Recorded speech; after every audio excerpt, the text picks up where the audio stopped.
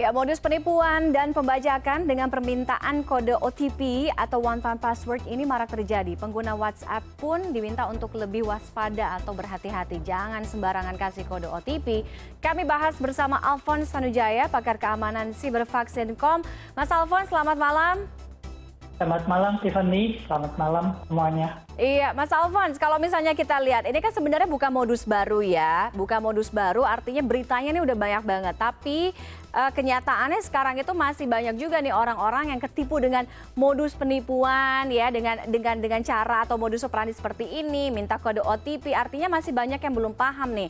Seberapa crucial sih kode OTP one time password ini? Kenapa harus kita keep banget, nggak boleh kita umbar, nggak boleh kita kasih sembarangan, Mas Alphonse? Ya, jadi sebenarnya pengamanan dengan OTP ini sudah secara teknis sudah sangat baik. Dalam arti ini sudah digunakan di dunia perbankan untuk melindungi transaksi. Bedanya kalau dunia perbankan kan menggunakan token yang offline. Prinsipnya sama, ini menggunakan token tetapi token dikirim melalui SMS. Jadi siapapun yang tidak memiliki token itu tidak bisa mengambil alih akun WhatsApp. Nah di sini satu-satunya cara yang dipakai oleh penipu adalah rekayasa sosial, nggak jauh-jauh lagi. Jadi dia akan menipu dengan memalsukan diri sebagai seseorang yang minta bantuan, atau misalnya dari penegak hukum, atau dia ada yang dari call center bank yang minta OTP dan sejenisnya. Jadi mungkin pengguna WhatsApp perlu menyadari bahwa kode yang dikirimkan ke SMS kita dengan alasan apapun tidak boleh diberikan kepada siapapun, mau baik itu mengaku penegak hukum atau dari operator bank atau call center atau orang minta tolong seperti kasus yang Indomaret ini. Jadi itu yang perlu disadari karena itu sudah menjadi kunci pengamanan akun digital kita, salah satunya WhatsApp. Oke, jadi keep lah atau simpanlah kode OTP ini hanya untuk si pengguna aja, jangan diumbar kemana-mana. Nah, Mas Alphonse, koreksi nih ya kalau misalnya saya salah. Kode OTP itu kan ada banyak kan jenisnya. Saya kalau nggak salah tahunya cuma kode OTP SMS, tapi ada kode OTP B, C, D gitu. Mas Alphonse pasti bisa lebih ngejelasin nih.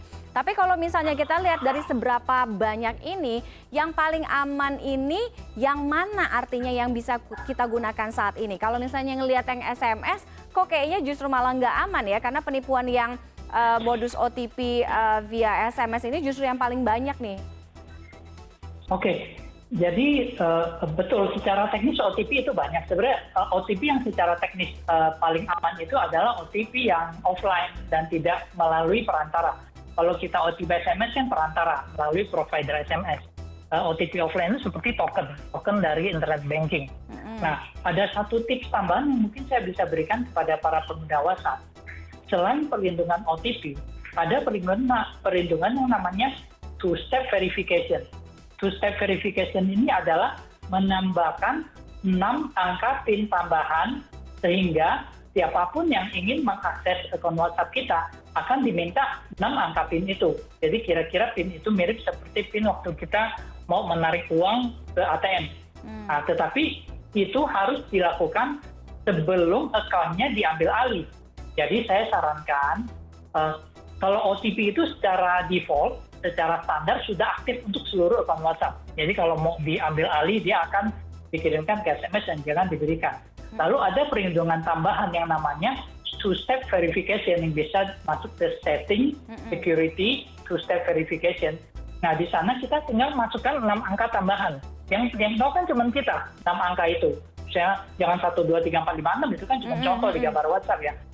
Tanggal lahir apa atau sesuai dengan PIN internet banking Anda atau PIN ATM.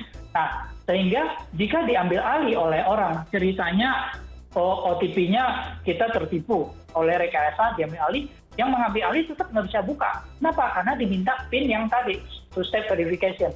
Tapi ingat, itu harus dilakukan sebelum akunnya diambil alih. Kalau sesudah akunnya diambil alih, kita belum aktifkan, yang terjadi malah terbalik. Yang ngambil alih akan mengaktifkan two-step verification.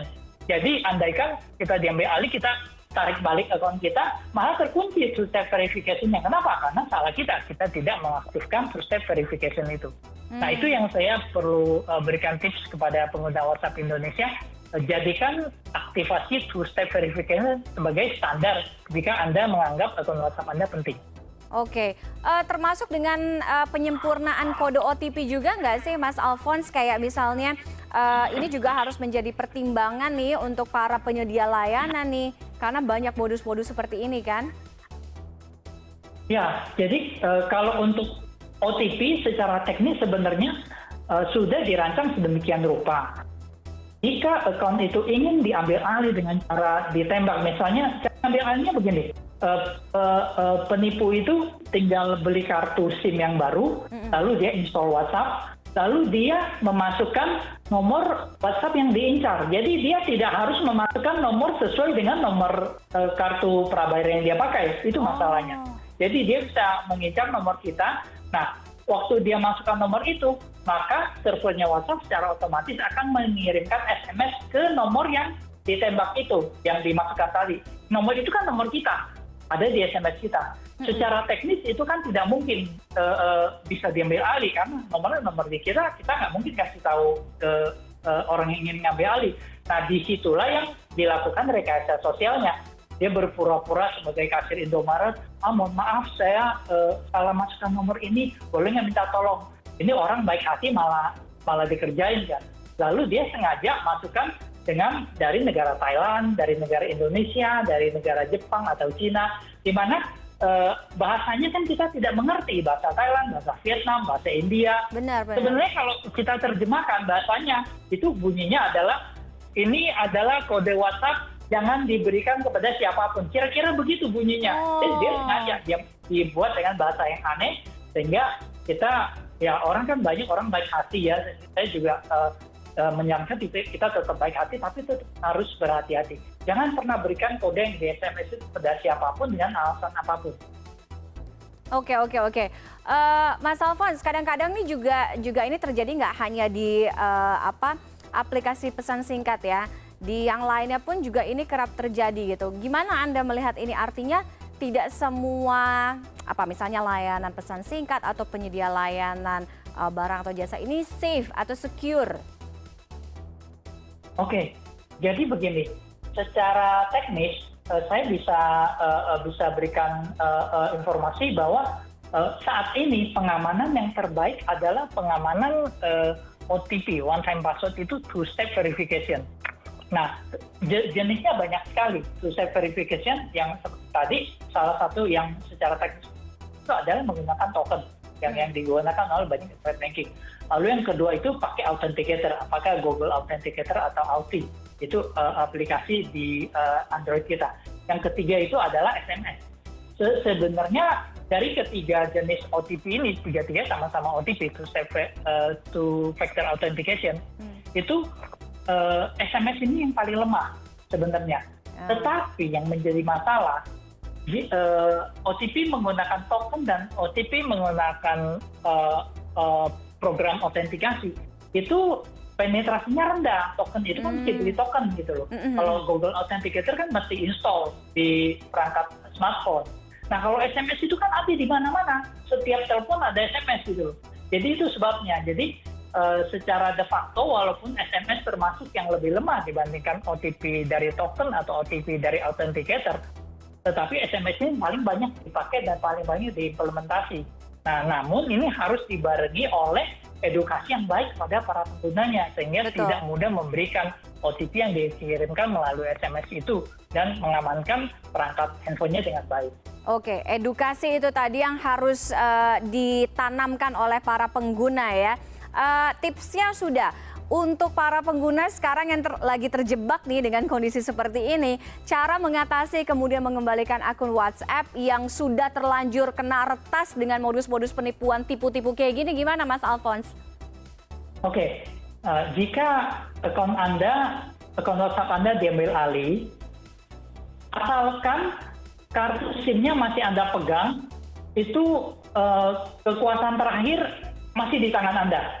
Jadi jangan sampai udah akun WhatsApp-nya diambil, kartu SIM-nya dimatikan atau ganti nomor, salah, itu salah.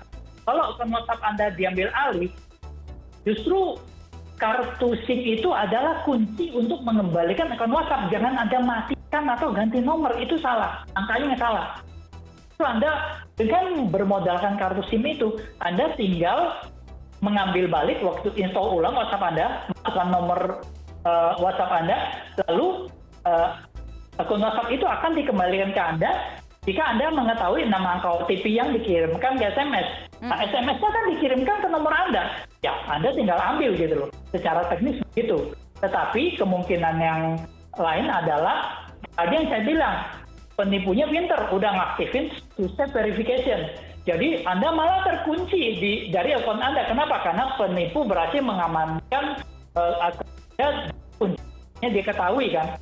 Nah, kalau memang itu terjadi, Anda 7 hari, ya kan, penguncian two-step verification itu akan terbuka dan selesai 100%, dan Anda akan dapat kembali akun Anda. Tetapi sebagai catatan, jika menunggu 7 hari, semua data, semua record akun WhatsApp itu hilang semua, itu di-reset oleh WhatsApp, dianggap akun baru.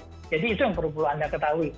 Karena itulah makanya sebaiknya sedia payung sebelum hujan, mendingan aktifkan two-step verification dari awal. Jadi Anda, kalaupun diambil akunnya, PIN-nya masih aman. Jadi Anda tarik balik pun pembajaknya tidak bisa membuka akun WhatsApp Anda.